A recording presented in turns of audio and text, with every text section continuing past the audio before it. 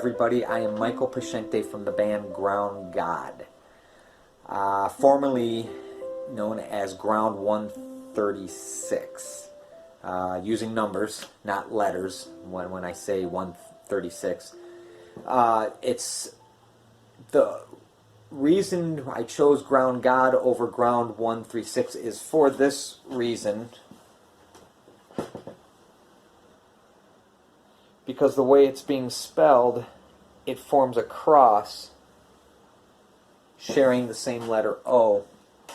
And I thought it was better for the logo purpose of what it was I was trying to recognize in all that is good in music comes from God. And I just felt it was almost my duty to say thank you and recognize that and share that with the world. And I feel very fortunate to have this gift and to be able to share it with the world the way I do, and I figure I have to say thank you for allowing all this to happen because of God. So that's why I chose Ground God over Ground 136. However, I liked Ground 136 a lot too because it had a nice little hidden gem inside of it where the 1, 3, and the 6 were the first, the 1, 3, the third letters, and 6th letters in the word ground, which spell God. So it really was the word Ground God all along, just no one knew about it. And I just felt like, well, that's like a secret walking around, and I wouldn't want to have that conversation over and over. Always having to explain why 136, why 136. I just said, okay, why don't we just make it Ground God? Although people have mentioned on several occasions, it's not their favorite name, and everyone's entitled to their own opinion, and I respect that. But this is what I went with, and I'm not looking back whatsoever. And we even went as far as trademarking it, and I'm proud to have a certificate to testify to that, and as a testament to all of our hard work. So, I grew up in Illinois in a town called Lombard, in a subdivision called Butterfield East. Quiet little town, at least it was until I showed up in this world. And I think like all growing boys, they cause their fair share of trouble, just some more than others. And I was certainly one of the louder ones, so I'm pretty sure my neighbors were happy when I moved out, and now I reside in Aurora, Illinois. After moving to Aurora, I started working at a pizza place and started talking with one of the guys that worked there. His name is Alvin, and we got to talking about music and such, and he asked me if I wanted to come watch him play. He played in a cover band for Metallica. So I showed up that night, and I was hooked instantly. Watching his guitarist play and hearing Metallica for the first time. I've heard of them, but I never heard them. And I was hooked. And watching the guitarist, he was just so smooth, and it was just like, wow, I didn't know a guitar can sound like that. I mean, I grew up on Kiss and Twisted Sister, but Metallica takes it to a different level, and that's the kind of style that I fell in love with. So I asked the guitarist to teach me some of the things that he was playing, and he did. And from that point on, I just kept playing and playing and playing, and went out to the music stores at the time when you buy CDs. I think cassette tapes were pretty much dead and gone by that time. Yeah, they'd be gone. But, yeah, I was hooked, and I just kept playing over and over and over. As I'm playing and playing and playing still, I start to stumble across my own riffs. And then another riff, and another riff. And you take all these pieces and put it together, and you have a verse. And you got a bridge, then you got a chorus, and, you know, somewhere where you put a lead in there, next thing you know, you have a song. And the first one I wrote was one called The Awakening. So now I'm playing The Awakening over and over and over. And as I'm doing that, I stumble across new riffs. And more new riffs. And the next thing you know, I have another song. We're going to call this one Skyline. Then more riffs and more riffs. And you connect those, and now a third song. And I'll call this one Planet Jackson. So now it's starting to look like, wow, you know, this is more than just a little hobby. I think it's time to go into the studio. and lay down some tracks. Now, I have no idea how to find a studio, but a guy I knew told me to check out this magazine called the IE, which stands for Illinois Entertainer. And in the back of it, there's like wanted ads or even sales ads, aspiring musicians trying to connect with one another locally here in the Illinois area, and also studios. That's where I found ECH Recording. So I pick up the telephone, dialed ECH Recording, and speak with a gentleman by the name of Sam Beckley, and made my first appointment, went in, and started laying down some tracks.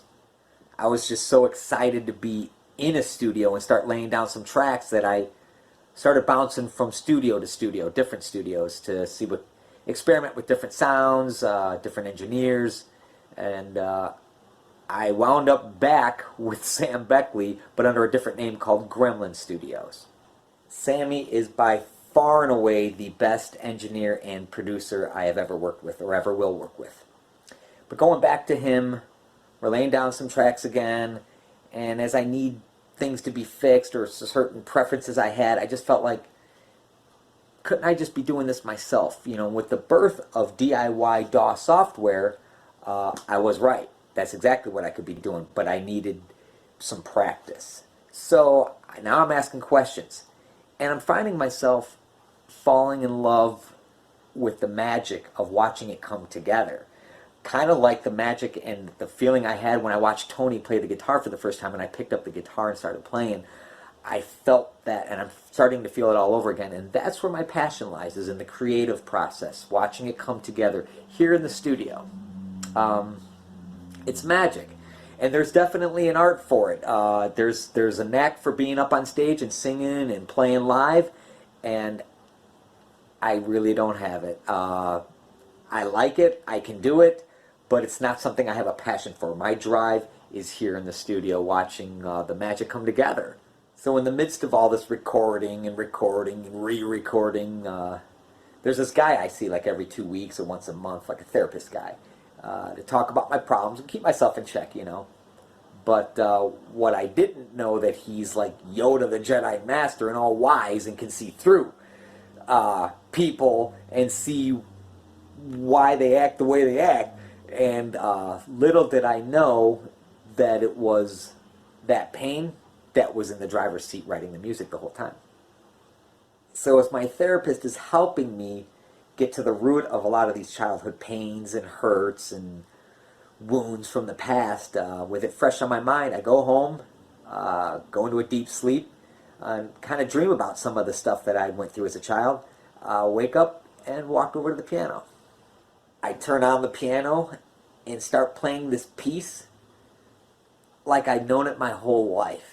And my wife walks into the room and says, "Wow, that's a nice demo. What song is that?" Because she thought it was like one of the songs that's playing in the memory bank or the demo bank.